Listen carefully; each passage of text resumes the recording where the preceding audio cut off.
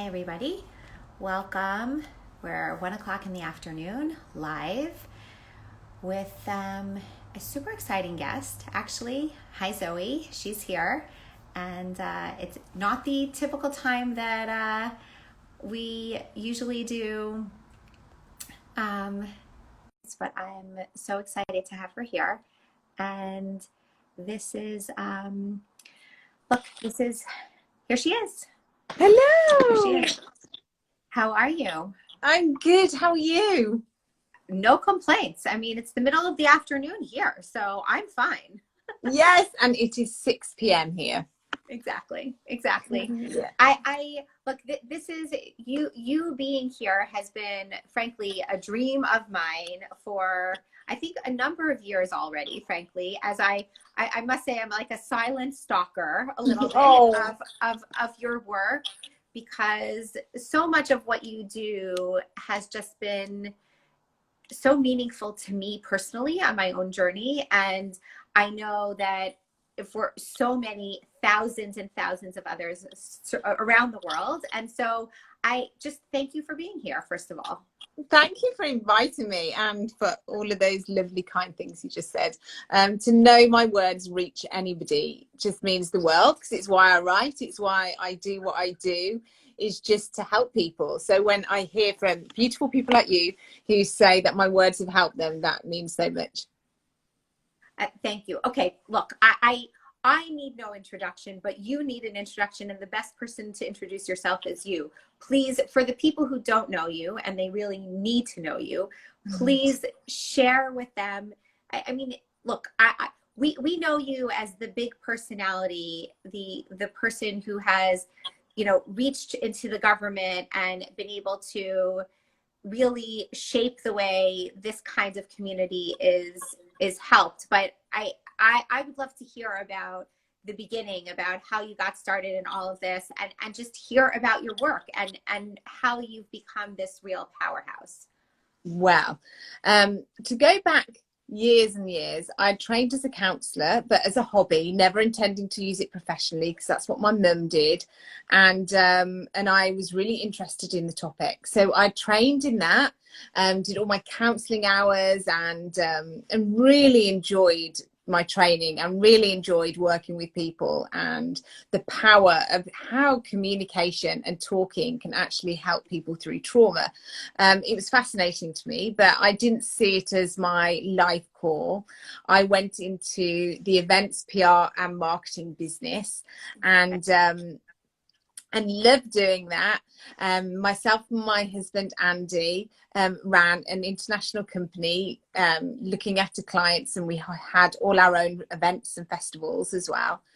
And we'd been married many years when we decided now is the time to try for our own baby. And I was completely aware of baby loss because I'd really walked with one of my closest friends through the tragedy of loss. She'd had 2 stillbirths and a miscarriage. And I really walked that with her. I was the one who went to appointments, and I was one of the people who sat with her in her hospital room and just journeyed with her really closely all after. So I was acutely aware of loss, and I was definitely nervous of it happening to us. But even that said, I still didn't think it would happen to us. So, where you're aware of it, but you still think that happens to somebody else, it doesn't happen to us. And my sister had children and hadn't encountered any loss at all. So our family history in that way really reinforced the fact that it probably wouldn't be something that happens to us. And then we tragically lost our first baby and almost treated it as a secret, I guess. That first loss, we decided not to talk about it. I didn't want to be a statistic, and we tried to just push it down. And I know because of my training that anything you need to do to survive is okay. 1,000%. However, yeah. 1,000%. However, is it healthy? No.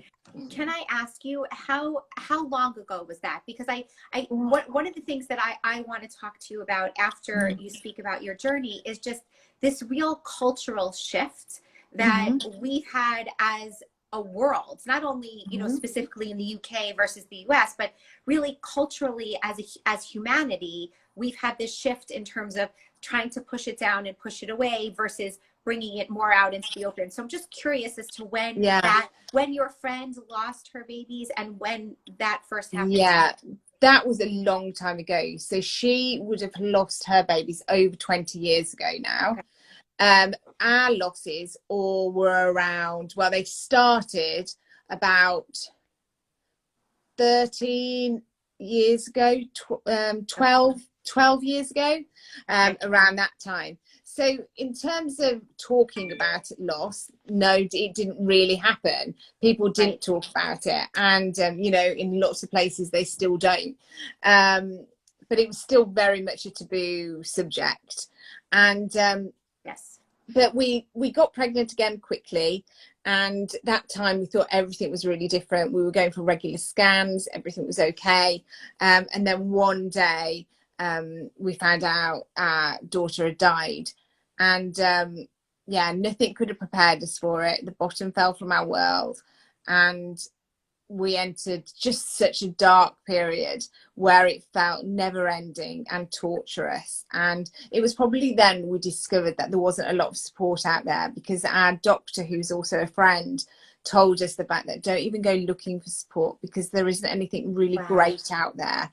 And he said, because loss was very much segregated and still is to some extent, that loss at a certain point is very different to loss. And he knew that isn't the sort of support we wanted. We wanted every baby we had lost to be recognised and honoured in an equal way. Right. So we didn't get any support outside of our family situation. Thankfully, me and my husband, Andy, is soulmates. So we very much journeyed it together. Went on to have another baby and tragically lost that baby. Very much thought we were done by that point. We didn't know if we'd be able to just emotionally cope with more loss. But then our miracle happened and we found out we were expecting another baby. And this time it was different. This time we went all the way through and we got to bring our daughter home, who is now 11. And she was our miracle girl, and we just love being parents so much. So we decided to try for another baby. And because we'd brought her home, even though we've got a real back catalogue of loss, we very much thought that any future pregnancies would definitely resemble her pregnancy rather than the pregnancies that we'd previously had. But tragically, that wasn't the case. We're going again for regular scans. Everything was wonderful. And then on one day, our doctor, his face just dropped when he was doing a scan. And he said, "Zoe, I don't even know how to tell you." And Esme was sitting there with us at the time. And he said, "I don't even know how to tell you this," but his heart stopped beating. Oh, and we were right back to that horrible, darkest days of grief yet again. But this time we had to keep going. We couldn't just take to our bed. We couldn't just, lock ourselves away because we've got you had a daughter.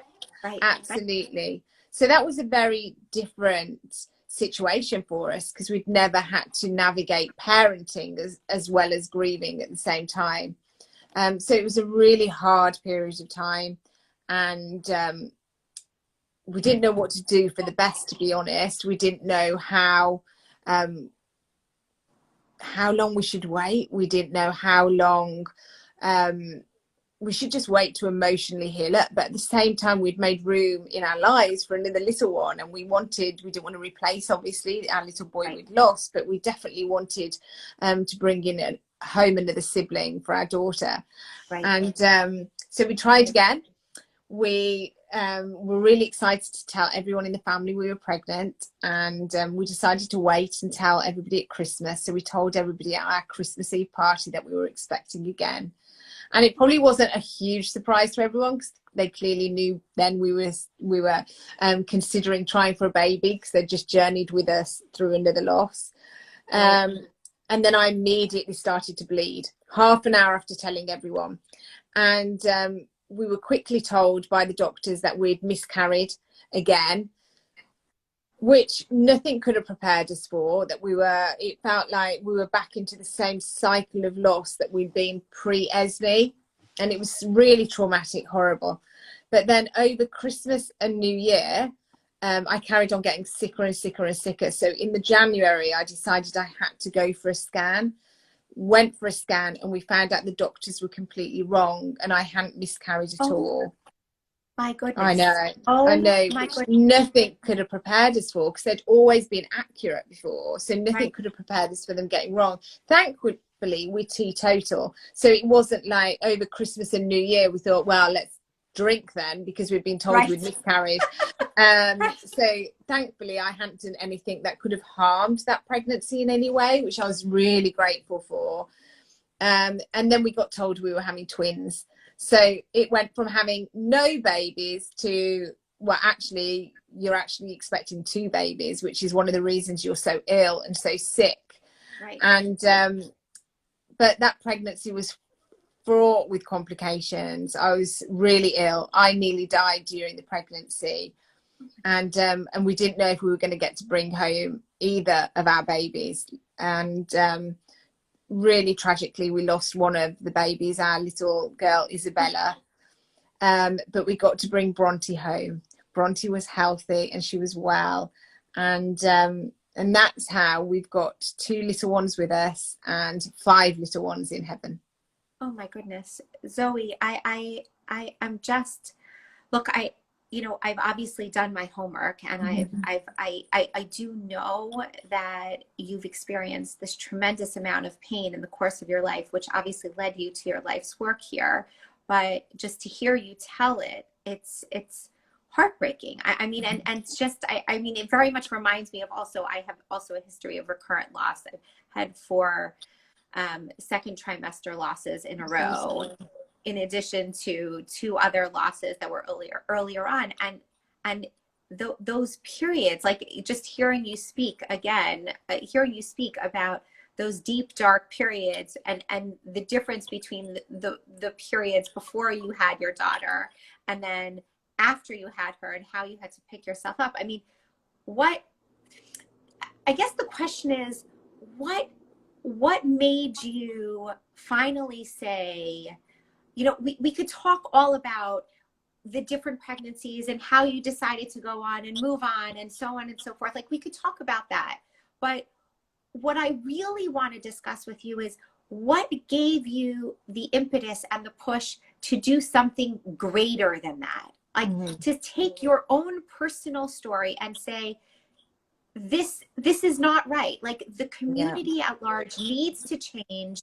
What can I do to further that and to help society at large just deal with this kind of loss in a different way? Like, talk me through that leap. Yeah, well, I'm a big believer in that everything you go through can be in some way used to benefit others.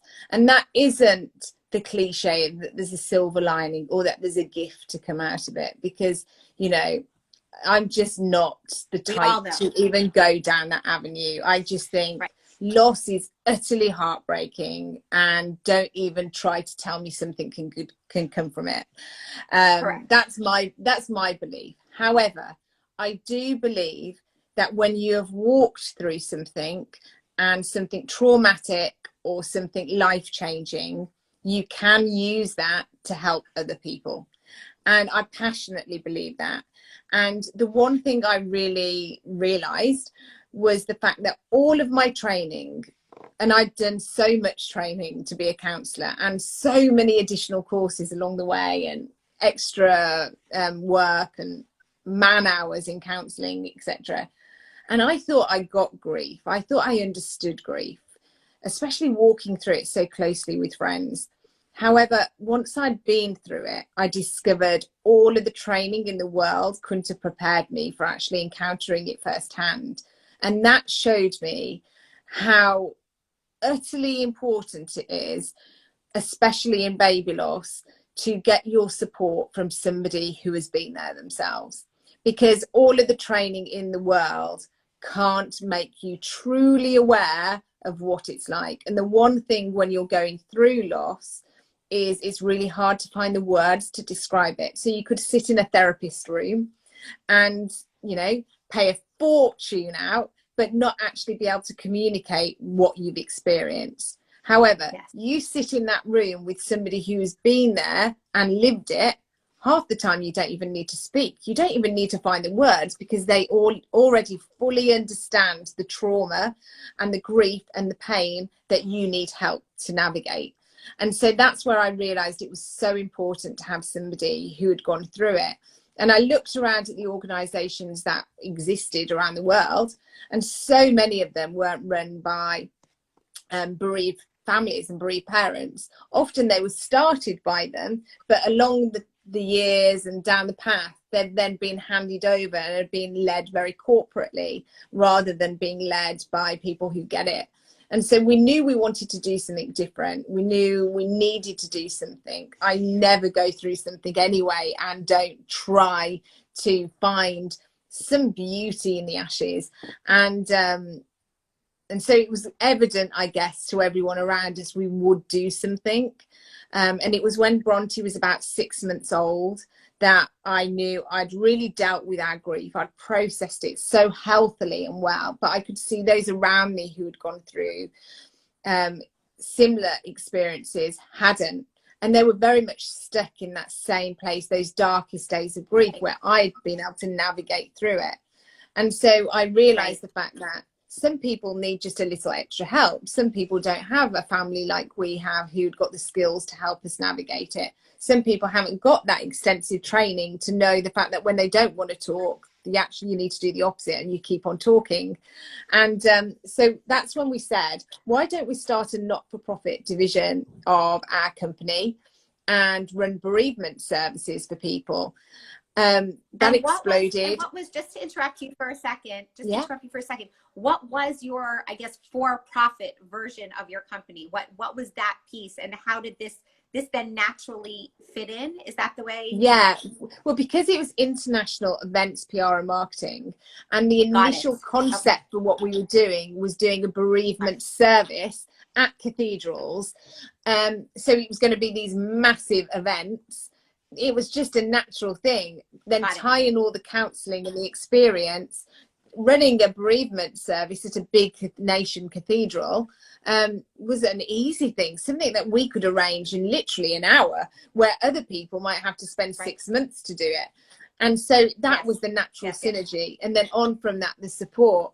But because everybody really got behind it so quickly, and BBC pledged to support us, they asked if they could come and record the first ever service that we held at a cathedral.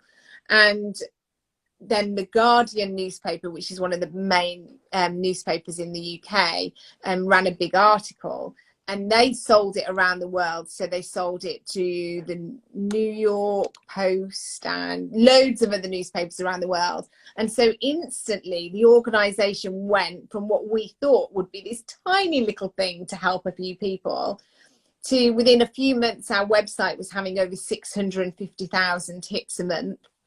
And now here we are 9 years on, and we've got 6 divisions, and the support that we offer reaches over 50,000 people a week globally. So I think it was timing. I think we recognized that something was missing and we actioned that. I think that, and all of our training, I think, you know, we've got a personal faith, and I believe the fact that everything I'd been through and trained in all comes to play now. So I was always a writer. I always wrote. I always was good at doing PR and promotion and marketing, which is obviously what's so essential for a charity, because you've got to let people know you're there. So if they need support, they know where to go. And so because of my writing, I got asked by Ariana Huffington, who owned the Huffington Post, whether I would become one of their bloggers and would write for them. So that meant my words were getting much further afield than if I hadn't wrote for a paper. And then on from that, I got asked if I'd like to do a TV show and interview people who had gone through loss and their stories of transformation through going through traumatic experiences. And because the charity was helping so many people, we became stakeholders within the Department of Health, who offer all the healthcare in the UK. And that got the government's attention. We then won a Prime Minister's Award for our work for the charity. So that put us on number 10 and the Prime Minister's radar. And then I got asked to co-chair the government's review into how to better and change care for pregnancy loss up to 24 weeks in the UK. So it's been a snowball effect, really. But all of it together, all of those things come together to do what we were born to do, which is raise awareness, help better care for people who are suffering, and transform the care that is in place in a medical setting for those who are experiencing loss, whether that be through their local doctors or whether that be as an inpatient in hospital. That better care needs to be offered. Also, I then got asked, because of all of the work, to write my first book, which was quite a few years ago now, and that became a bestseller. And so then I got another book deal, and so book 4 comes out next month. Very soon. Yes, pregnancy after loss. So it's pregnancy after loss. Which actually I was just discussing on this page. Also, we were just having this discussion because this is a tremendous need for people, because once, as we all know, once you've had a loss, the next subsequent pregnancies they're really just not the same. Not the same. No. So can you give us a little bit about that, a little bit of a taste of this book, what's there? I mean, because the reality is, you and I both know that the only way that any individual, any couple is going to feel better in a pregnancy after loss is when they're actually holding their live baby in their arms. That's really the only way they're going to feel better. But there's so much work that has to get through. They have to go through in order to get to that point. So how do you approach this in the book? Yeah, so the book is a great tool, really, and a hand holder. So what I wanted is, what did I need when I was pregnant after loss? And I was terrified of the trap door opening and me just falling through it yet again. I was constantly waiting for bad news, because that was my back catalogue. So my brain was constantly trying to pull on those memories. So whenever I was trying to think positively, my brain was going, no, hang on. Your stories don't end like that. Why are you trying to think positively? Your stories end in loss. So how are you trying to be happy and confident here? And this is the case for so many others. And so I knew I needed to do a book that journeyed people through the whole pregnancy. So I wanted it to start from the very moment people get a positive on a pregnancy test, and then journey with them until the point that they had the baby in their arms. So it's got loads of practical support and advice and expert advice and tips. And then it's got chapters on how to cope with the fear, cope with the worry. It's got exercises in like the 7-day plan leading up to your scan, how to prepare yourself mentally for that scan. And what we all know is, when you're going through a pregnancy, 40 weeks feels like a lifetime. It feels like years. It certainly doesn't feel like weeks. And so it needed to give people something every day so that they can actually see that journeying with them. Yeah. And so every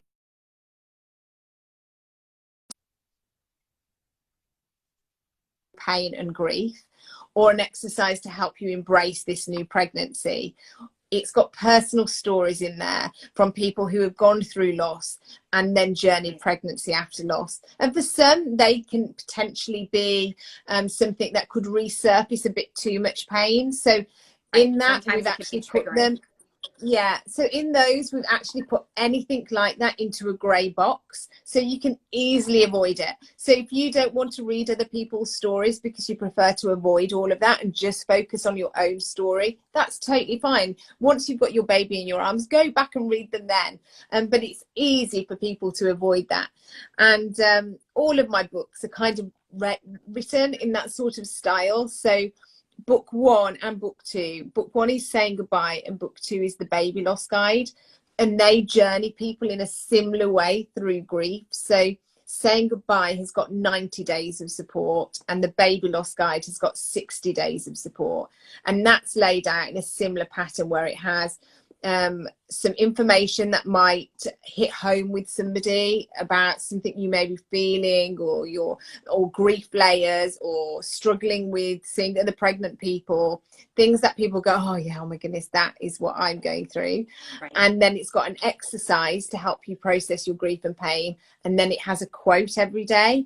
And so Pregnancy After Loss has a similar pattern and a flow to that, which is easy, manageable, gives you a bit every day.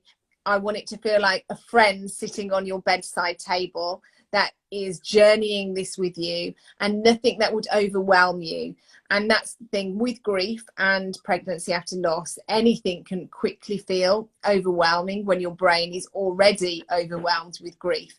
So I try to write in a very bite-sized way where you can dip in every single day and your brain doesn't go, no, stop. I want it to actually help your brain, not cause it more of a headache. And I imagine, look, I imagine that your social media feed is really like, when you take these snippets and you in a manageable way. I love the way you said that, because in a manageable way, so that you're giving people enough of a snippet that the resonance and the validation is there, but it's not overwhelming them. And I think that's actually, I mean, what you're doing is brilliant, because so much of this work is heavy, it's painful, it's and people are uncomfortable with it. So I guess how have you been able with your work to reach this massive audience and not have it be heavy and not have it be too much for people? Because this is a topic that you can't necessarily bring up around the dinner table or around, around your Thanksgiving table or in a cocktail hour. It's not necessarily, we're all chatting about, one thing or another, and then we talk about, oh, I want to tell you about the 5 pregnancies and the 5 babies that I lost. Like it doesn't naturally translate to, a typical conversation. So how have you been able to do that?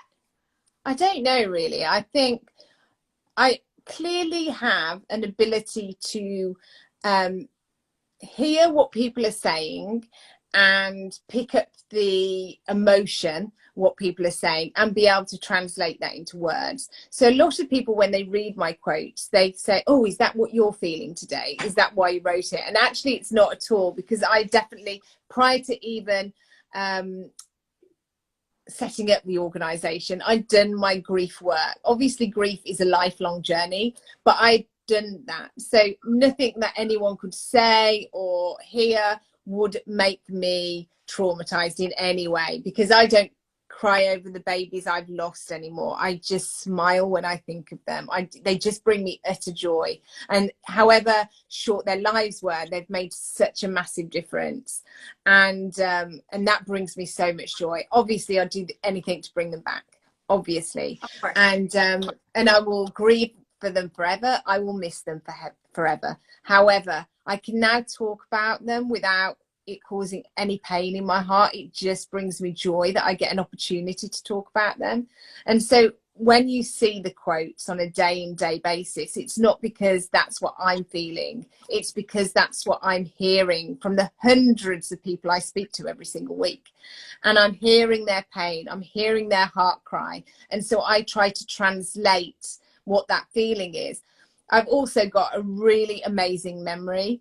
Anyone in my family will tell you so. I can remember everything, and because of that, I find it very easy to remember everything I went through, and I remember it in detail. It's not foggy. I can remember it so acutely that I'm able to put words to that, even though I wasn't able at the time to put words to it because the pain was too deep. Now I can look back, remember how I felt, and write about it, but it's not how I feel now. But one thing I knew was things can overwhelm. And so I needed things in bite-sized pieces. So that's how I now write. And even that is too much for some people. And I get that. For some people, even hearing about grief or trauma can be really upsetting and too upsetting. And they prefer to look the other way. And I get that. And that's totally fine. Anything you need to do to survive, you do. And so I have a big following. And I gain a lot of followers every day because people are always sharing my work. However, I do have a big fall off rate as well. So I have between 10 to 20% of people who follow me will go at some point. And I'm completely aware of that. So out of every 100 people that follow me, I'll lose 10 or 20 of those.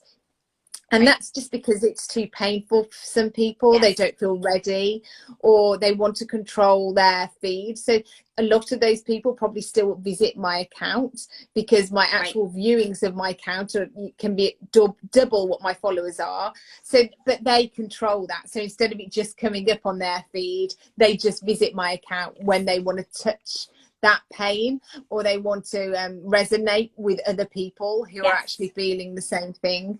So it's not for everyone, but for a lot of people, when they go through grief, they are looking for people who speak their language. They're looking for people who recognize their pain, will honor their pain with them, because we all know it's very isolating. You feel like you're the only person in the world who's going through it.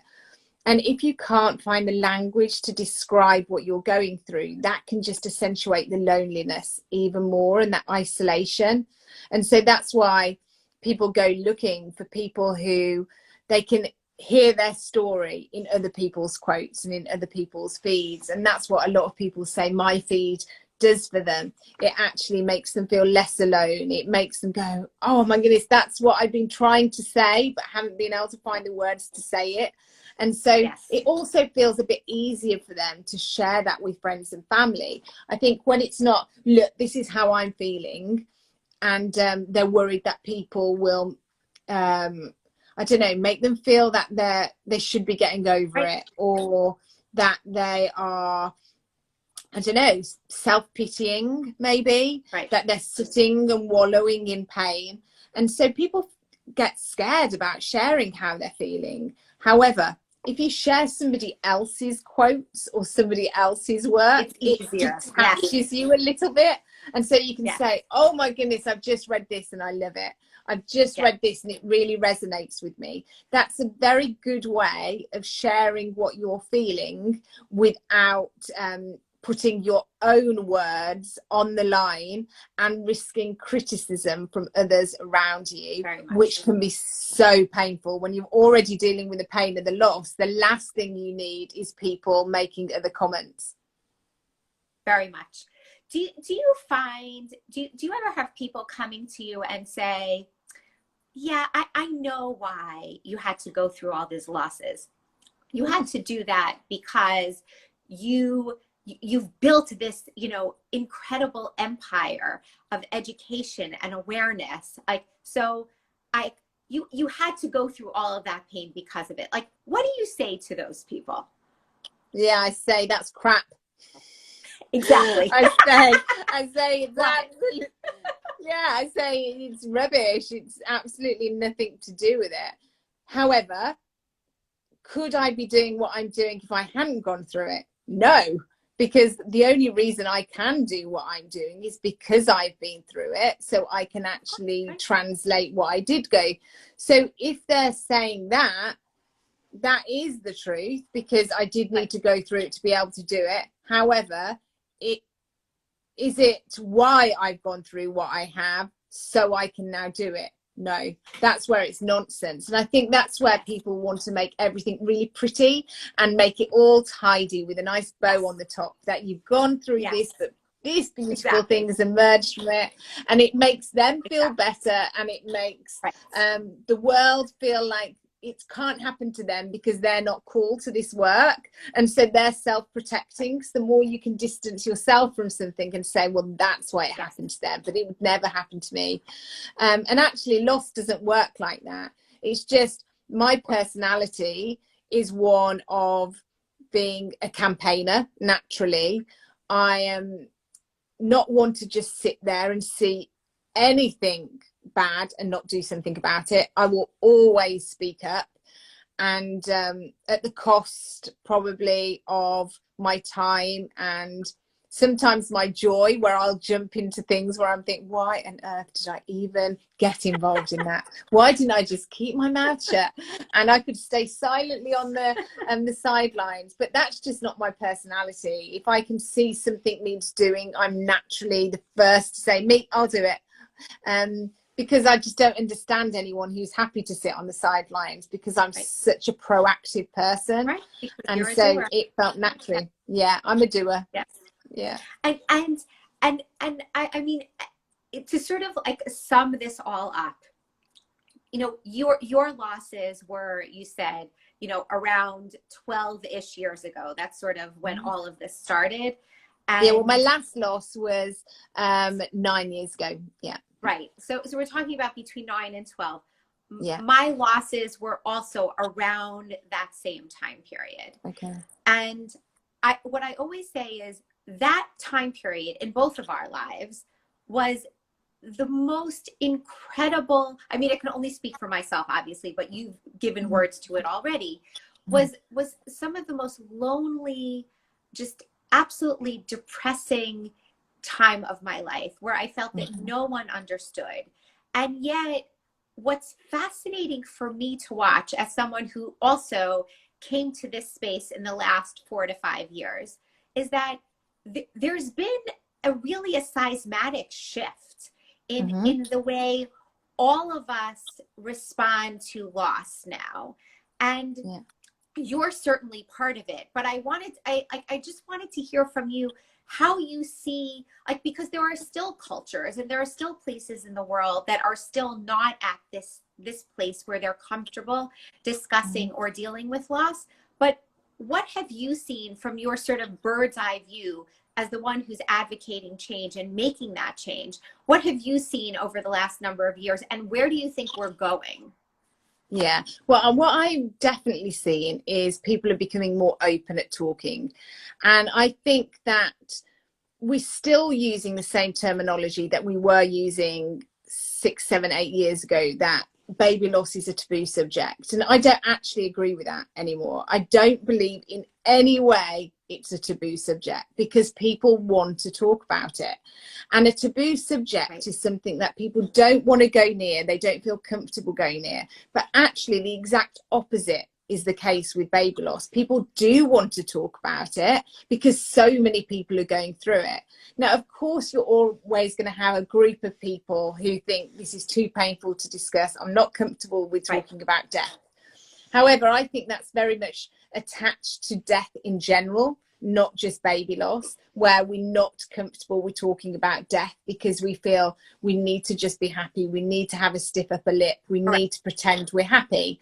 However, I think that we've got a big cultural shift in the fact of, because of mental health, of being awareness, because of people such as Brené Brown, who is very much led the way on speaking authentically about our story. And I think a lot of the people who are doing that work has actually done amazing things for the whole of the world, especially for the grief sector, because people suddenly realize that if we've got to be authentic, if we're being encouraged to be real about our story, that includes our stories of death and loss and grief and pain.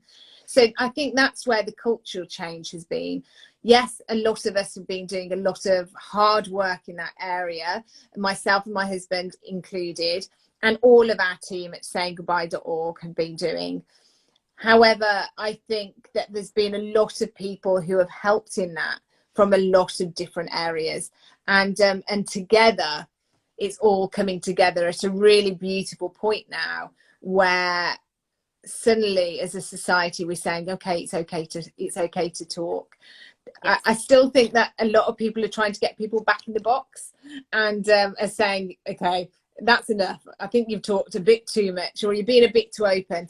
Just like with Chrissy and John Legend, where it's okay to share about your loss, but please don't share your photographs. That's just too much. Yeah, it's just too much. Correct. Well, actually, it's not up to us to tell anybody what's too much. It's up to the family to decide what they're comfortable with. So I think we've still got a long way to go, but I do think we have made a massive headway in talking about grief, talking about loss, and acknowledging that baby loss is a huge issue that affects so many couples.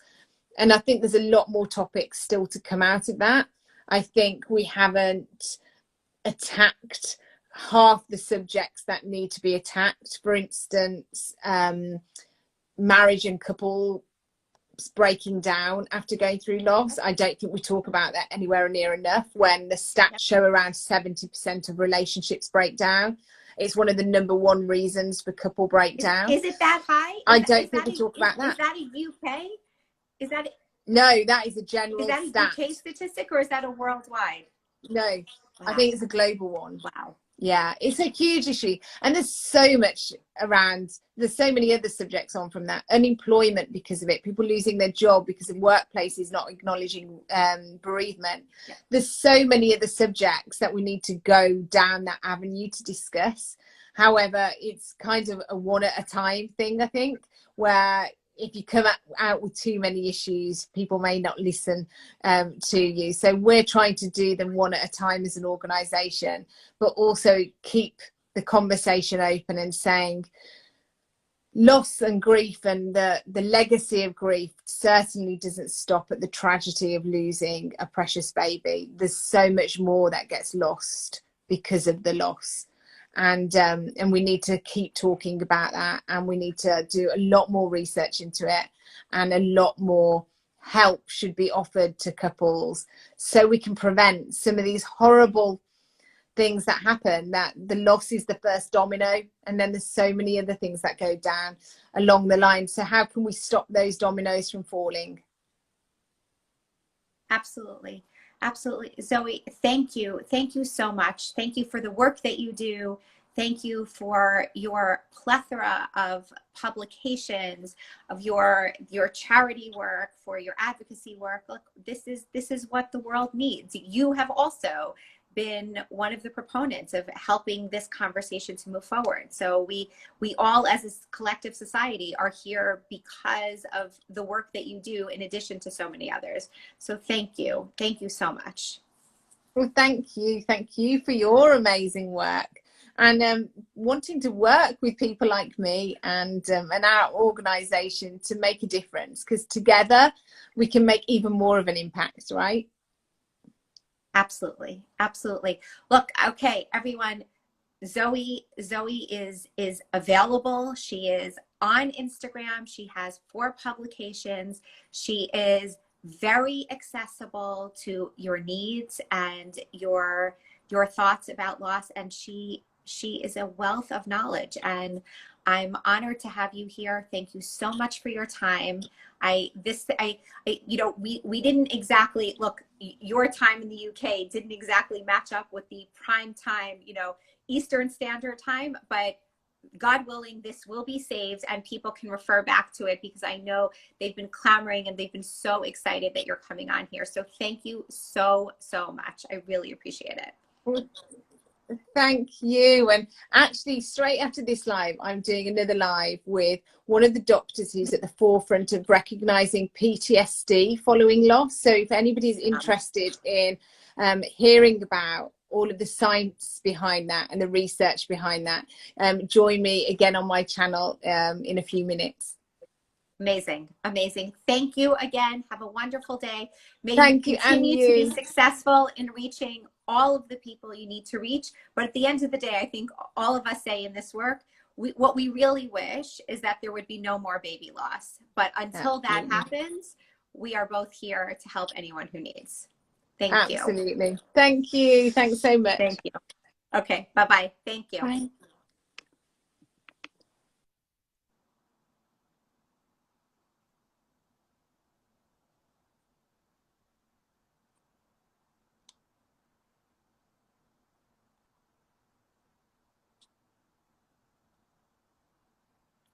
Ooh, let's see. Okay, guys, let's see if I can figure this out.